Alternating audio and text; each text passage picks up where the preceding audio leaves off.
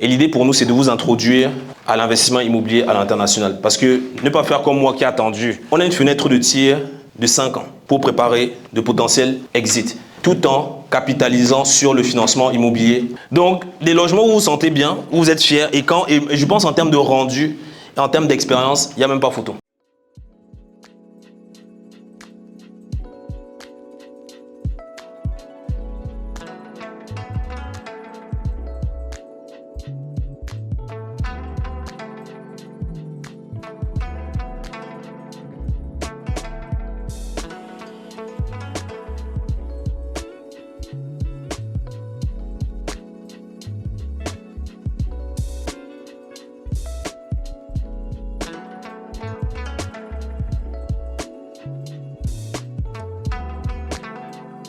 Beaucoup connaissent Global Invest, Quantum, Immobilier Québec, Immobilier Canada. Donc aujourd'hui, je dirige pas loin de 15 compagnies principalement en immobilier.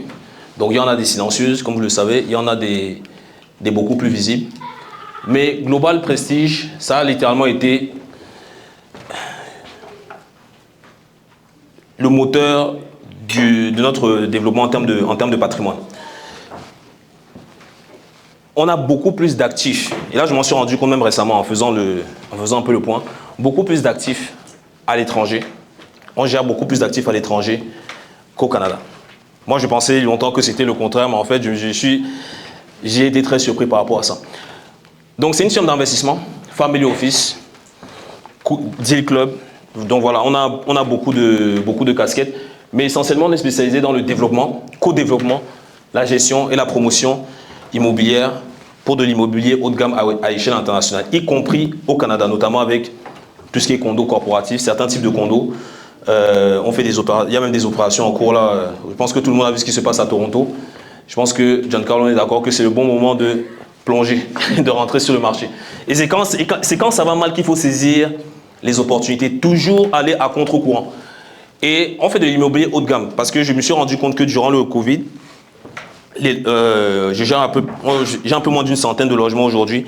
Et les logements les plus problématiques, c'était les logements les moins quali. Tout ce qui est villa, condo, aucun problème. Surtout en location courte durée. Donc bien évidemment, en collaboration avec notre compagnie principale, Global Invest. Et l'idée pour nous, c'est de vous introduire à l'investissement immobilier à l'international. Parce que ne pas faire comme moi qui ai attendu. Je dirais, on a commencé les investissements avec Yohan en 2020-2021, alors que ça faisait 4-5 ans que j'avais démarré l'immobilier. Et c'est justement quand on a une InnoForce à travers des clubs deals et aussi avec Christine que ça a commencé à aller très vite. Et vous allez le voir rien qu'avec les chiffres que je vais vous présenter dans quelques instants. Donc on est en récession, je pense que tout le monde le sait. Hein. Pandémie, guerre, inflation, hausse des taux, récession. Et c'est là où en fait, moi la manière dont je le vois de façon macro, c'est que on a une fenêtre de tir de 5 ans pour préparer de potentiels exits, tout en capitalisant sur le financement immobilier canadien. Et c'est pour ça que quand j'ai dit 2026, ça peut démarrer dès 2025 parce qu'il y a beaucoup de projets sur lesquels vous allez pouvoir co-investir. Et l'idée de co-investir, ce n'est pas nécessairement, c'est pas nécessairement d'acheter une propriété à proprement dit. Ce n'est pas nécessairement de vous-même gérer le projet. C'est exactement et surtout d'apprendre à le faire. C'est ça l'objectif, c'est-à-dire il n'y a rien de mieux que d'apprendre aux côtés, comme vous l'avez appris c'est-à-dire comme vous l'avez appris avec moi pour certains, ça va être la même chose. Et honnêtement, hein, c'est beaucoup plus fun. Quand je vois, on s'entend bien la brique rouge des Plex, c'est beau, mais il peut avoir mieux, n'est-ce pas? Vous êtes d'accord avec moi, n'est-ce pas? Oui. On est d'accord. Donc, des logements où vous vous sentez bien, où vous êtes fier, et je pense en termes de rendu, et en termes d'expérience, il n'y a même pas photo. Okay? Donc, pourquoi co-investir à l'international grâce au financement canadien? Déjà, il y a une diversification monétaire. Il faut que vous notiez, il faut d'ici, je dirais même d'ici l'année prochaine, vous devez traiter au moins avec 3 devises dans 3 pays différents. Idéalement même avoir 3 passeports différents. Mais c'est de ne pas dépendre d'une seule juridiction. Et on l'a vécu, moi j'ai eu beaucoup d'amis qui l'ont vécu durant le Covid. Qui s'est vu voir ses comptes bancaires gelés durant la pandémie? Ah, personne ici? Ah, c'est bon. Il n'y a personne qui travaille dans le transport? Ok, ça c'est bon. Mais ça peut arriver. Donc, il y a 3 critères que vous devez également considérer lorsque vous ciblez un pays. Donc, j'ai fait plus d'une cinquantaine de pays. Et les pays qu'on a ciblés, on s'assure qu'il y ait déjà une croissance économique forte, croissance démographique et surtout touristique. Et les destinations sont parmi les plus belles au monde et surtout les rendements ça va entre 8, 12, il y a certaines transactions, il y a certains pays où vous pouvez aller jusqu'à, je dirais, 15 voire 20% de rendement. Et surtout, ça crée une expérience personnelle. Il n'oublie quoi de mieux que de créer des souvenirs dans plusieurs pays, de voyager avec vos partenaires et également d'apprendre. Ça, je pense que ça n'a pas de prix. Voici un rapport d'un de mes anciens concurrents, PricewaterhouseCoopers, donc qui a émis un rapport sur le top 10 des économies d'ici 2050. Est-ce que vous avez remarqué quelque chose?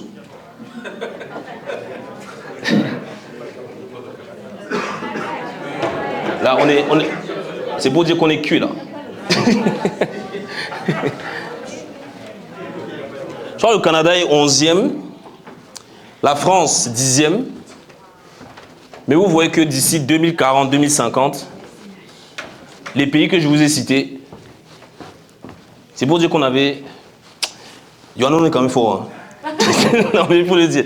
C'est qu'on avait, on a 10 ans, on a prévu ça sans le savoir, il y a 5 ans. 6 ans même d'ailleurs, ouais, bientôt 6 ans. Mais c'est que les pays dans lesquels on s'est positionné vont être parmi le top 10 des puissances mondiales d'ici, à partir de 2040, c'est en train de s'en venir. Indonésie, 275 millions d'habitants. Le Mexique également, vous voyez que ils ne sont pas dans le top 10 en 2016 et c'est en train de monter. La France, je pense que tout le monde est au courant de ce qui se passe en France.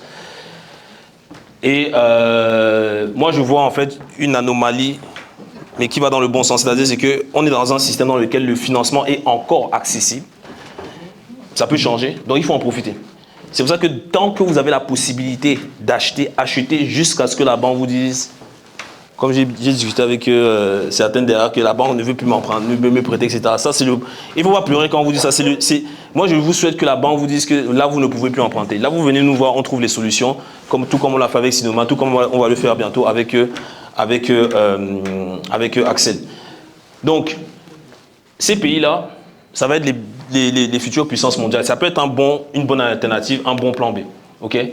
Donc, les leviers permettant de co-investir à l'international. Financement personnel, moi, des fois, j'avance des terrains avec mon financement personnel à hauteur de 30% pour ne pas venir trop m'impacter. Financement entreprise, 40%. Financement hypothécaire. Donc moi, dès que je refinance 200 000, je coupe en deux. Je réinvestis au Canada. Le reste, soit j'achète un terrain au Maroc, soit j'achète un terrain en Indonésie. Bon, en Indonésie, c'est du leasing. Mais vous pouvez avoir des bails amphithéotiques jusqu'à 90 ans. Donc on va se dire, on a le temps de faire... De bien l'exploiter. Et financement privé, pareil, quand vous allez lever les fonds avec vos investisseurs, l'idée c'est de pouvoir injecter la moitié sur des opérations à l'étranger. Et ce, je dirais, sauf dans certains cas, mais les terrains achetez les cash.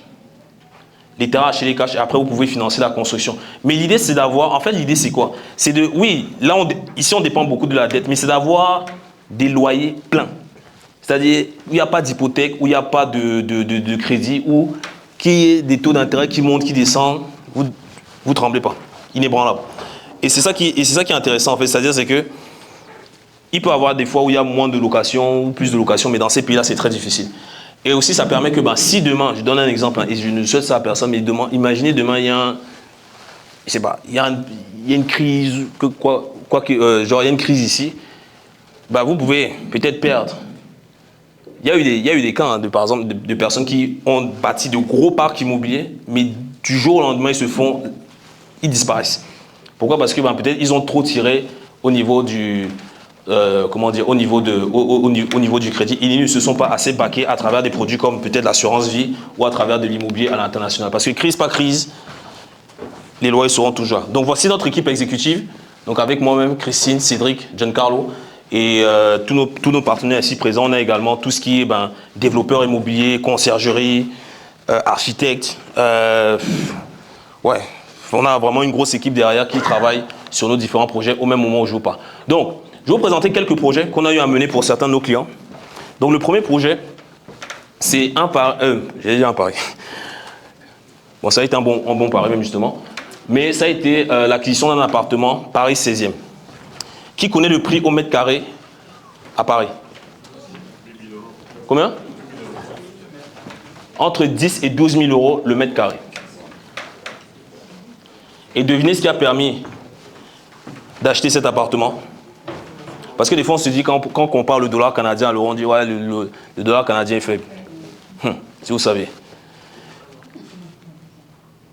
L'appartement c'était une succession. OK? Succession. Donc, c'était le grand-père qui, je crois qu'il il atteignait ses vieux jours. Et je crois que ses ayants droit, c'était, je crois, ses 6 petits-enfants. Donc, on a évoqué avec Henri. Donc là, quand il y a les impôts, ça ne vend pas. Donc, ils ont dû vendre l'appartement pour payer l'impôt. Chacun s'est dit, OK, je veux récupérer mon 100 000, etc. Donc, vous savez, la plupart des personnes, quand ils viennent acheter, OK, voilà ma mise, comme vous savez, voilà ma mise de fonds, j'ai tant, je peux acheter à temps, etc. Donc, on a un de nos clients qui est venu. Il a montré qu'il avait accès à 1 100 000 $ pour acheter cash. Et je peux vous dire une chose, c'est que il espérait que le vendeur dise non. Parce qu'en fait, la technique, c'était quoi? C'était que, bon, je montre au vendeur que j'ai l'argent. Si ça marche, tant mieux. Si ça marche pas, bon, tant pis. Si ça marche, bon, il va falloir chercher l'argent.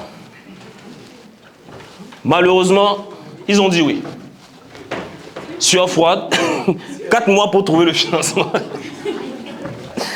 Oh là là là, ça a été chaud. Mais bref. Mais l'acquisition s'est faite à 6 900 € le mètre carré.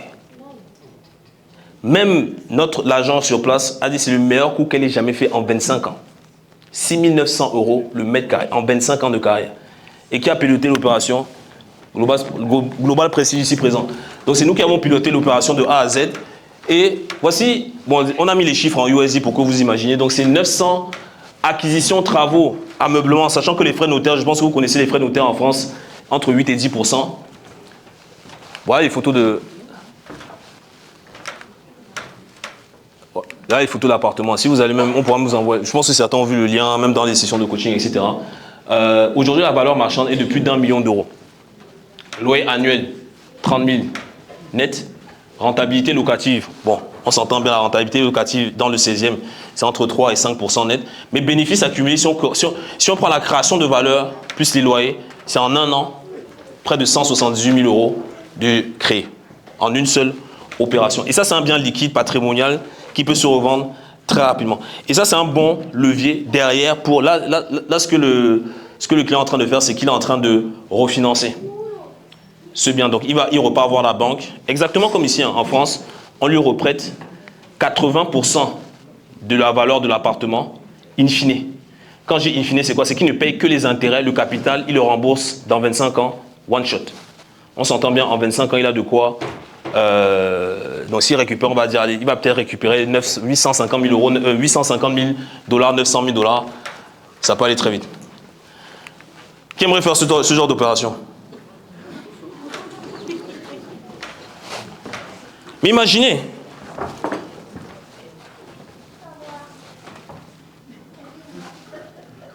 pitchez votre offre auprès de vos partenaires dans un appartement comme celui-ci. Je repose la question à Sinoma. Tu penses que si Sinoma, tu amènes 5 personnes dans un appartement comme celui-ci, ils ne vont pas être susceptibles d'investir avec toi, peut-être dans l'appartement d'à côté? On a même fait une deuxième opération dans la même rue.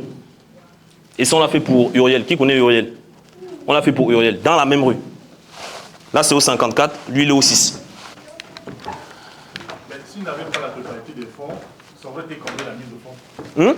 S'il n'avait pas la totalité des fonds, ça aurait été combien la mise de fonds? ça aurait été de 35 à 40%. Tu vois, mais en fait, on s'est dit, ok, essayons d'acheter cash. Comme ça, donc, il y a eu montage en société, holding sur hold, bref, c'était une cascade d'holding. Mais derrière, en fait, ce qu'on s'est dit, c'est que de mettre 35% d'apport, on va acheter cash et repartir voir la banque pour refinancer à 80% de la nouvelle valeur. Donc, ça lui a permis de récupérer on va me dire la totalité de l'argent qui a été injecté. Ça va lui permettre, pardon, parce que c'est en cours de refinancement, de récupérer la quasi-totalité de l'argent qui a été injecté, sachant qu'il ne va payer que les intérêts sur les loyers. Et les loyers, là, je te parle de ça, les loyers, c'est environ entre 4 500 jusqu'à 6 000 euros par mois en meublé. Deuxième opération, ça c'est même l'un de nos premiers projets, Villa Mugiwara. Qui a déjà vu cette villa dans mes... Ah ouais, pas mal. Donc là, pareil, c'est avec... donc on a monté un club pour cette opération avec Yohan qui est ici présent. Et ça a été une histoire folle, hein, c'est-à-dire quand on a démarré, et moi c'est comme ça, c'est-à-dire que quand je veux travailler avec quelqu'un, je paye d'abord le produit de la personne. C'est-à-dire je me dis, ok, bon, moi je voyais déjà le fait, je me suis dit, ok, j'ai envie d'investir à l'étranger, j'ai entendu parler du développeur, je me suis dit, ok, moi j'ai envie de faire comme lui, qu'est-ce que je vais faire? Je vais acheter un de ses produits pour pouvoir apprendre, voir comment il fait et faire mieux.